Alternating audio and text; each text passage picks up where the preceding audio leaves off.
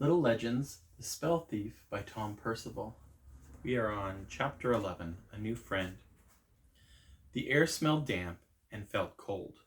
Above Jack's head, bare branches intertwined like bony fingers, and a miserable-looking group of toads croaked an unhappy chorus. It was the most miserable song you could imagine. Jack was in despair. Despair was a strange place. You couldn't set out to find despair. It found you. Jack had been there before, only once before, when his dad had first gone away to mine the moonstone. Jack frowned. For some reason, he couldn't remember any happy memories about his dad, and that made him feel even worse. Everything had gone wrong. All his friends were mad at him, even Betsy. He'd ruined things with Lily, and because of him, Red was going to be a mermaid for, well, he didn't even know for how long. The sound of a branch snapping got his attention. What was that? He listened carefully. There were more branches snapping, and a quiet sobbing. Someone was coming. Jack moved silently toward the bushes to hide. He peered through the yellowed leaves and had to stop himself from gasping out when he saw Anansi approaching with the troll. Anansi sat down heavily on a tree stump and started to cry even more loudly. The troll sighed a deep, heavy sigh and laid a weighty arm on Anansi's shoulders. "It'll be all right, Anansi," said the troll. "You'll see." "Will it though, Uncle Rufaro?" replied Anansi. "Dad said it would be all right when you sent me here. He said that if I could get you the moonstone potion, it would fix everything. But you're still cursed to look like a troll, which means Mom will be too." "I know," said the troll, "but we've got to keep hoping, haven't we?" "But what if we can't find out who cast the spell?" exclaimed Anansi. "If we can't, then you'll have to spend the rest of your lives looking like trolls.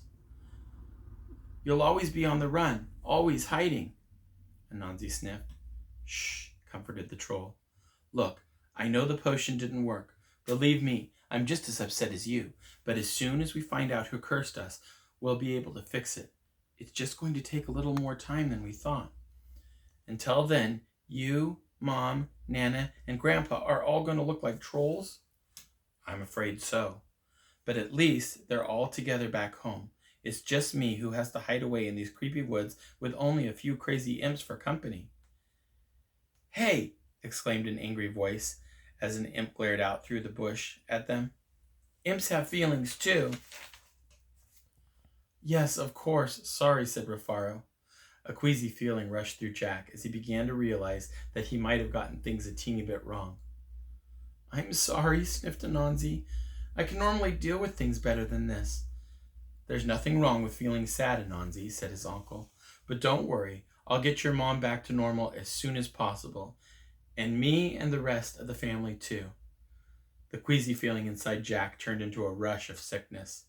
There was something he needed to say. He scrambled awkwardly out of the bushes. "You!" gasped Anansi. "What are you doing here?" Well... "What?" shouted Anansi. "Do you want to make me even more unhappy?" "No," protested Jack. "It's not like that." Anansi stared at him coldly and said nothing. Jack took a deep breath. He'd done some difficult and dangerous things in his time. It's not everyone that has the courage to sneak up to a giant's castle while it's singing creepy songs about smelling your blood. But this was the hardest thing he'd ever had to do. Jack let out his breath slowly and said, "I'm sorry, Anansi." There was silence. Anansi looked surprised. He opened his mouth to speak, then closed it again. Jack found that now that he had started, the words came out a lot easier.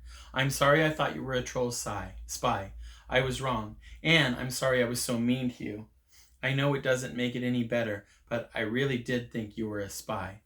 I understand if you hate me and never want to see me again, but I just wanted you to know, okay?" The silence carried on. Anansi looked at Jack, eventually spoke. "Jack, I am a troll spy." "What?" gasped Jack. "I'm just joking," Anansi said. Then he and his uncle burst out laughing. "Sorry, I just couldn't help myself." "That was mean, Anansi," said Rufaro, "but very funny." A smile pulled at the corners of Jack's mouth, dragging it upwards until he couldn't resist any longer, and he joined in. As they carried on laughing, nobody noticed the spindly branches above their heads disappearing. The toads all hopped off somewhere else as shoots of grass sprang up through the muddy ground. Brightly colored flowers dotted the clearing as leaves sprouted on the bushes and trees. I should say sorry too, said Anansi. I knew you'd seen me talking with the imp, but I lied about it. I just didn't want anyone to know what had happened to my mom and my uncle. Anansi nodded at the troll next to him. You know people get all, arg, it's a troll. But now that you know, Jack, meet Rufaro. Rufaro, meet Jack. Rufaro held out one huge hand, and Jack tentatively shook it. Please excuse my appearance, said Rufaro, indicating his ill-fitting troll clothes. I'm a bit behind on my laundry. And his bathing, whispered Jack. I heard that, muttered Rufaro. So what happened, asked Jack, with, troll thing? Rufaro sighed. My whole family has been cursed. It was nearly a year ago now. There was a huge storm. I was running for shelter when a bolt of lightning shot down and struck me. When I woke up, I was like this. And you don't know who did it or why? No, Rufaro shook his head. But I will find out, Jack. Believe me, I will. And when I do, I'll find a way to fix this. Let me know if you need any help, said Jack, looking at Anansi. It's the least I could do. Rufaro slapped Jack on the back, making his teeth rattle. You're a good lad, Jack. I never believed all those terrible things that Anansi said about you. Anansi smiled awkwardly at Jack. That was, before, wasn't it? So, does this make us friends then? I'd like that, said Jack. I'd like that a lot. Jack and Anansi walked back toward Tailtown together. Rufaro wasn't coming with them, mainly because he still looked and smelled like a troll.